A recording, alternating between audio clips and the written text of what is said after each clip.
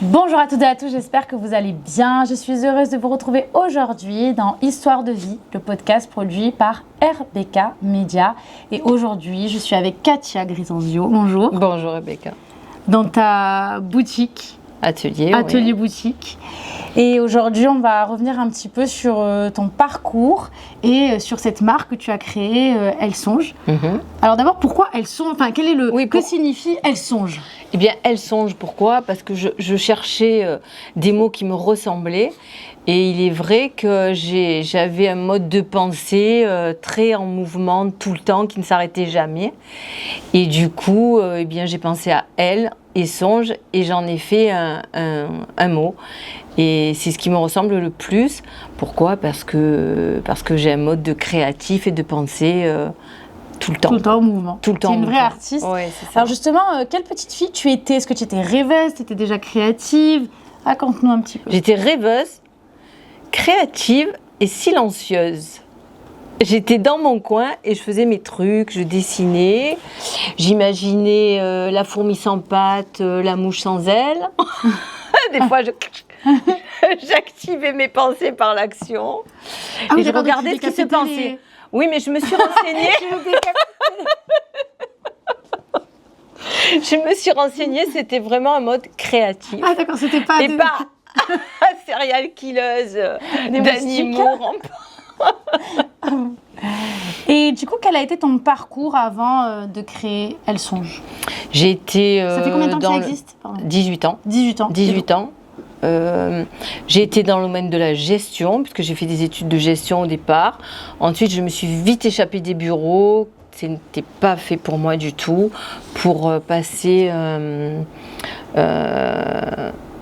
j'ai fait des études pour être coach de sport, en fait. D'accord. Et j'ai été coach de sport pendant une dizaine d'années dans des salles de sport. Incroyable. Ouais.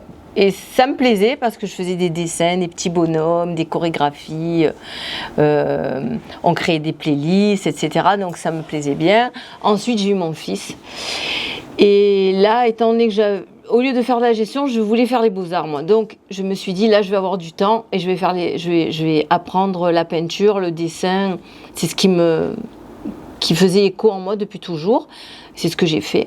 Et du coup, j'ai pris avec des artistes de renom en peinture et en dessin sur Marseille et dans les environs pendant une quinzaine d'années. J'ai créé ma propre technique en atelier. J'ai été matiériste, plasticienne et j'ai beaucoup peint à une époque de ma vie. Et ensuite, par un événement qui a bousculé ma vie, un problème de santé, ça m'a amenée à changer de parcours. Et au hasard d'une promenade en Italie, j'ai rencontré un marchand de pierres et ça m'a appelée. J'ai acheté des pierres que je trouvais tellement lumineuses et merveilleuses. Je suis arrivée dans mon atelier de peinture à Marseille, du coup. Et bien sûr, j'ai voulu créer des choses avec ces pierres. Et là, de fil en aiguille, l'histoire a commencé à s'inscrire comme ça, par le plus curieux des hasards, en fait. Et donc finalement, c'était une évidence pour toi de travailler avec des bijoux, quoi, la création des bijoux. Moi, j'ai toujours adoré les bijoux, puisque j'en faisais faire pour mon compte personnel avant de créer cette marque. J'allais voir des artisans et je pensais à un modèle et je voulais faire vraiment mes propres modèles par rapport à mon identité à moi. Ça a toujours été pour moi très important d'avoir des choses qui me ressemblent. Et donc du coup, depuis toujours, j'ai été dans cet ADN-là. Et c'est vrai que... je sais plus là. Donc pour toi, c'était naturel Pour moi, c'était naturel de créer des choses, oui. De faire des bijoux. Et de faire des bijoux, c'est devenu évident par rapport à ces pierres-là. Mais jamais je n'y avais pensé, quoi. Jamais non, c'est les choses. C'est la vie qui a fait. C'est la vie qui fait que, et c'est quand on est dans l'action, je pense, que les choses se continuent comme de fil en aiguille sans qu'on les ait forcément programmées, en fait. Et qu'est-ce qui t'inspire quand tu crées? De quoi tu t'inspires? Déjà d'une émotion, parce que quand je vois quelque chose et qui me remplit de joie, ensuite c'est une émotion, et comme je te disais, de fil en aiguille, qui continue, il y a comme une étincelle qui s'éclaire en moi, la joie qui résonne, et là j'ai comme un moteur, et je veux en faire quelque chose. Et du coup, je vais commencer à dessiner, je vais commencer à modifier les formes, je vais commencer à chercher des matières pour arriver à un résultat et le plus joli du monde et le sublimer en fait. Parce que c'est toi qui fais tout justement, c'est toi qui assure les commandes, l'assemblage, le dessin, enfin vraiment tu fais... C'est moi qui fais tout, absolument même les photos. tout Oui, les photos aussi. Pardon. Mais j'ai une équipe derrière qui fait ma production, qui m'épaule et je tiens énormément à cette équipe. Mais c'est vrai qu'au niveau de la création, je suis... C'est toi qui fais tout. Ouais, c'est moi. J'adore, et puis j'adore l'image aussi, donc j'adore faire des photos, mettre tout ça en scène lors des shootings. Oui, j'adore m'occuper de tout ce côté-là. Ouais. Et quelles valeurs véhicule Elle Songe ? Alors, des valeurs de féminité, moi j'aime et d'authenticité aussi. Il faut que tout résonne comme une réalité, une vérité évidente, quoi. Et tu as mis combien de temps à créer vraiment, à constituer cette marque ? Parce qu'au début, donc, tu as acheté des pierres et puis tu t'es mis. Ça. Mais ça a mis combien de temps où vraiment tu t'es dit, allez, je vais en faire un métier ? Un métier ? Je voulais faire un métier. En vivre en tout cas. Ouais, en vivre. Voilà, en vivre de ta passion. Peut-être, oui, c'est ça. Peut-être au bout de 5 ans quand même. Au bout de 5 ans ? Oui, je pense. Et quelles difficultés ? Parce que les choses sont arrivées à moi plus sérieusement. Alors que moi, j'adore m'amuser avec ce que je fais. Et il y a les printemps qui m'ont contactée, la Maison de la Mode, où j'en suis sortie lauréate de la Charte du Créateur à Marseille, oui, en 2000, je ne sais plus combien, il y a des années de ça. Et tout est venu à moi sans que je fasse aucune démarche, en fait. Et quelles ont été les plus grandes difficultés que tu as rencontrées ? Tu as eu peur au début de te lancer ? Oui, non, tu avais un enfant petit. Moi, je dis bonjour à Lucas, je faisais mes petits trucs, oui, voilà. Non, pas de peur de me lancer, puisque pour moi, je me lançais pas du tout. Je me lançais pas. C'était une évidence. C'était step by step, j'avançais tranquille, en rythme de croisière comme ça. C'est après que tout s'est accéléré. À un moment donné, oui, on a un peu des peurs parce que du coup, il y a de l'enjeu. On n'avait rien, donc on a un peu de choses, donc on veut pas perdre, on veut... Moi, je voulais pas me tromper non plus. J'aime bien faire les choses correctement, avec précision. Donc oui, un peu des peurs de se tromper, de faire les mauvais choix. Quand il y a des choses des opportunités qui s'offrent à vous, on craint toujours de se tromper aussi. Mais du coup, comment tu as passé tout ça et finalement tu te fais confiance ? Quel conseil tu donnerais à une fille qui doute et qui veut se lancer, par exemple ? C'est d'avancer et de faire comme si, en psychologie positive, on fait comme si tout allait bien et c'est comme si on avait des ressources pour avancer et pour faire des petites choses, parce qu'en faisant des petites choses, on arrive à faire de grandes choses après. Mais step by step et doucement à son allure en fait. Qu'est-ce que tu veux que les femmes ressentent en portant tes créations ? Moi, j'aimerais qu'elles ressentent de la confiance, que leur féminité soit exacerbée et qu'elles soient heureuses, qu'elles aient de la joie dans les yeux et dans le cœur. Et si Elle Songe représentait une émotion, ça serait laquelle ? Alors une émotion, moi je dis beaucoup la joie et j'avais envie de dire liberté, mais c'est pas une émotion. Mais la liberté, c'est le sel, la liberté. C'est très important. Mais attends, on pourrait philosopher là-dessus parce qu'il y a plusieurs formes de... Alors, quelle est la liberté pour toi, tu vois ? Et donc, qu'est-ce qui t'inspire le plus quand tu crées ? Parce que tu dis, tout peut t'inspirer, mais est-ce qu'il y a un truc en particulier ? C'est la façon que j'ai de vivre et c'est très important de s'écouter. Alors quand je voyage, là c'est le kiff absolu. Pour la création, je vais à 2000 à l'heure au niveau créatif. Je fais des dessins à tous les coins de rue, à tous les coins dans l'avion, à l'aéroport. Tout me nourrit, je rencontre des gens. Tout est surprenant quand on voyage. Et je pense que le voyage, c'est ce qui qui est le moteur le plus créatif sans doute. Sans doute, oui. Mais après, j'ai tellement, moi, personnellement, une nature créative que je me mettrais devant la cuisine avec rien dans le placard, je créerais quelque chose. Hein. Aujourd'hui, je suis consciente de ça. À un moment donné, je me suis demandé qui j'étais par rapport à ça. Aujourd'hui, je sais. Donc, je suis consciente de cette nature qui m'anime. Donc, lorsque je parlais des voyages qui nourrissent ma créativité, en effet, là, je suis allée en Jordanie. On n'a pas le droit, je l'ai appris après. Mais j'ai emporté du sable de Jordanie que j'adore. Il est d'une douceur absolue. Et j'ai créé toute une ligne au niveau du sol, avec la forme du soleil, parce qu'on a regardé des sunsets, on a vu des sunsets incroyables dans le désert de Wadi Rum. Et je me suis servie de cette couleur. J'ai trouvé donc une pierre. Là, d'abord, j'ai fait des bijoux avec le sable de Jordanie. Et ensuite, j'ai trouvé une pierre qui ressemble vraiment à une pierre semi-précieuse, que je broie, que je concasse, qui devient comme du sable, pour se rapprocher au plus de la réalité. Et donc, ça nourrit en effet ma créativité et j'en fais une ligne à part entière, quoi. Lorsqu'on a une volonté, le chemin s'ouvre en fait. Et les adresses, les contacts, les bons contacts arrivent à soi. Ouais. Et s'aligne, tout est aligné après. J'ai fait le musée de l'or à Bogota. Et donc, du coup, j'ai vu des bijoux extraordinaires néo-colombiens. Et ça m'a inspirée. Donc, dans l'avion, j'ai dessiné et j'en ai ressorti ce bijou-là.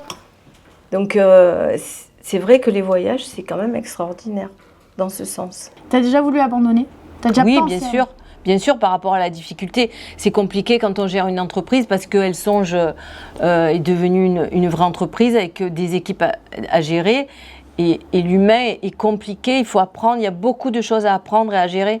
Donc oui, j'ai voulu abandonner, mais je n'abandonne pas si facilement en fait. Et donc qu'est-ce qui a fait que tu as tenu, tu n'as pas abandonné? Parce que moi, je suis passionnée par plein de choses. Et du coup, quand je veux abandonner, je veux être chanteuse, je veux être nutritionniste, je veux être tout et redevenir coach de sport. Mais je crois que Elle Songe, c'est ce qui résonne le plus en moi. C'est ce qui résonne le plus en moi parce que c'est ce qui... Je reviens toujours à Elle Songe en fait.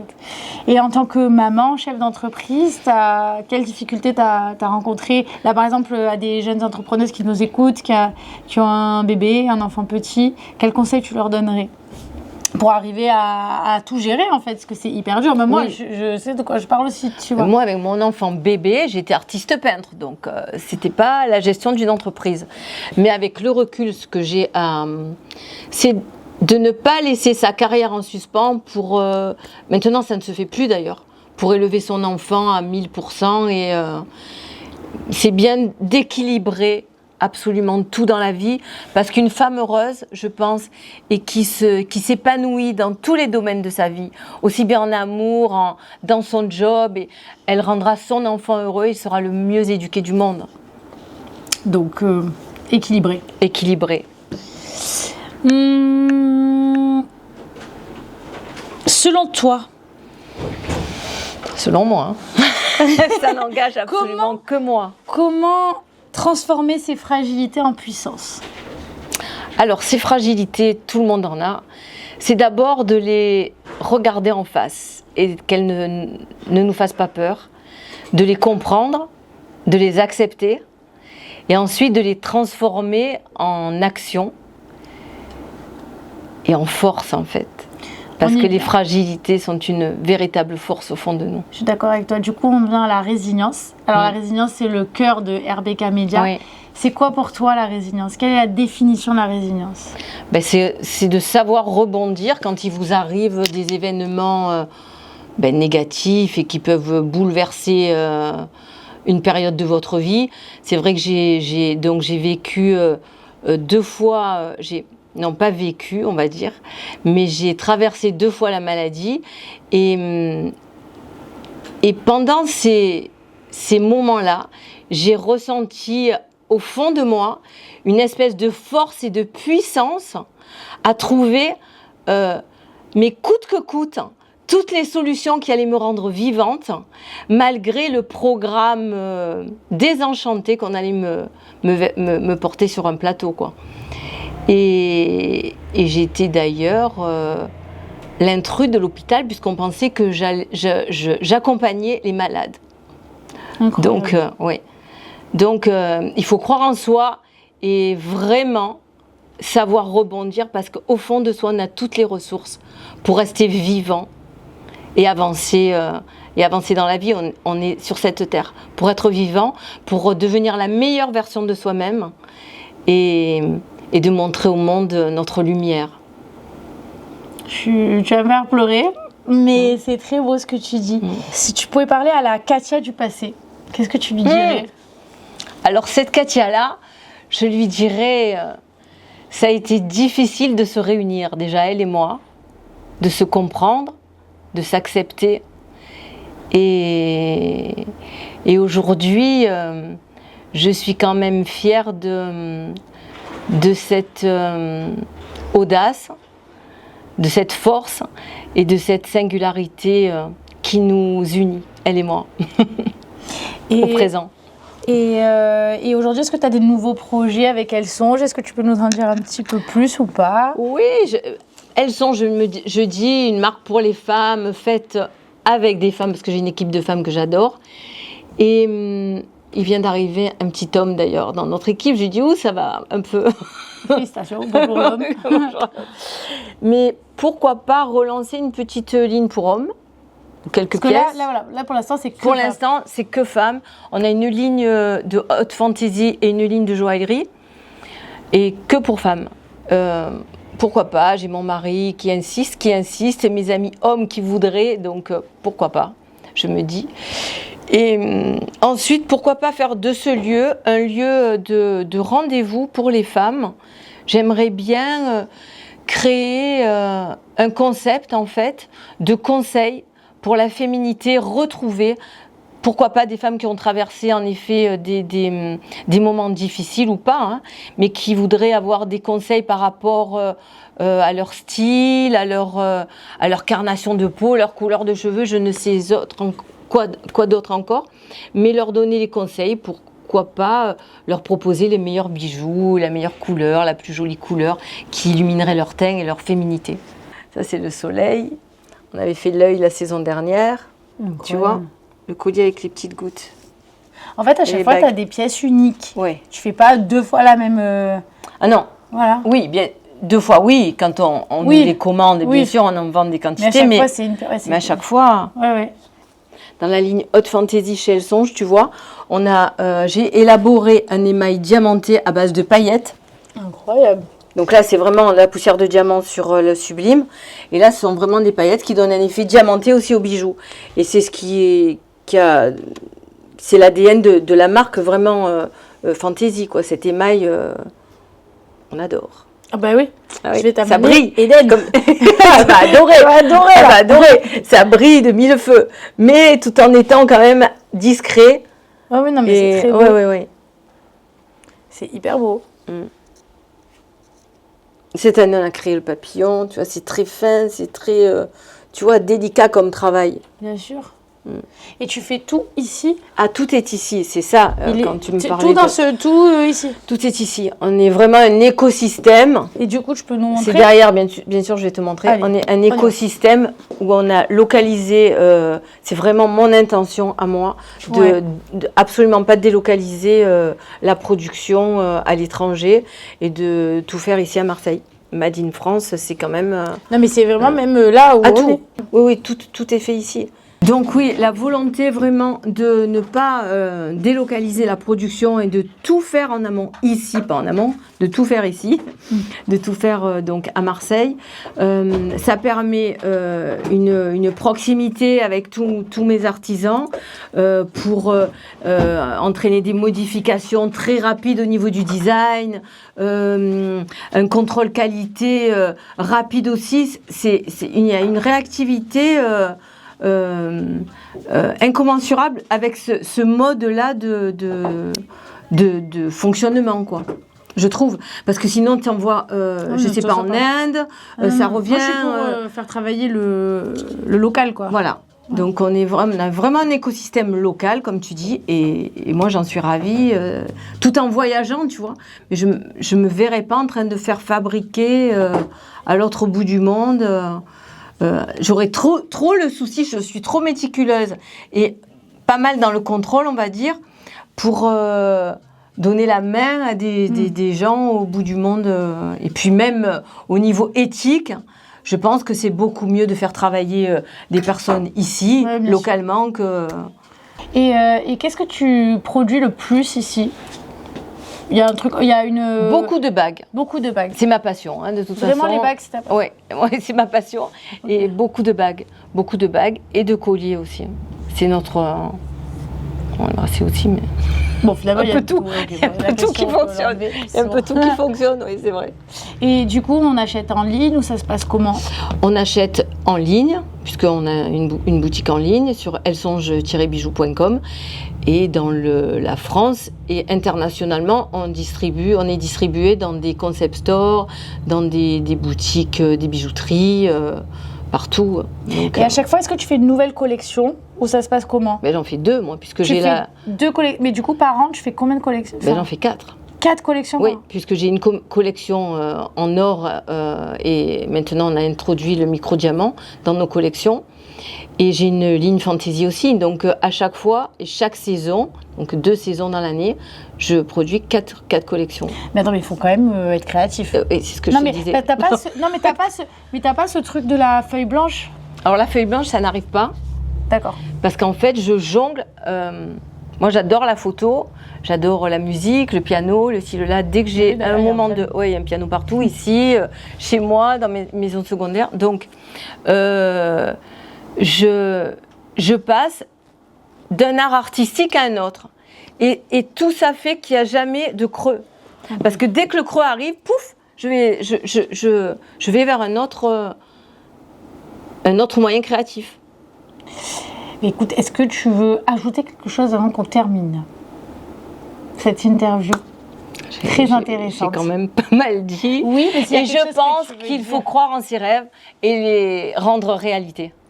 Merci beaucoup, Katia. Merci.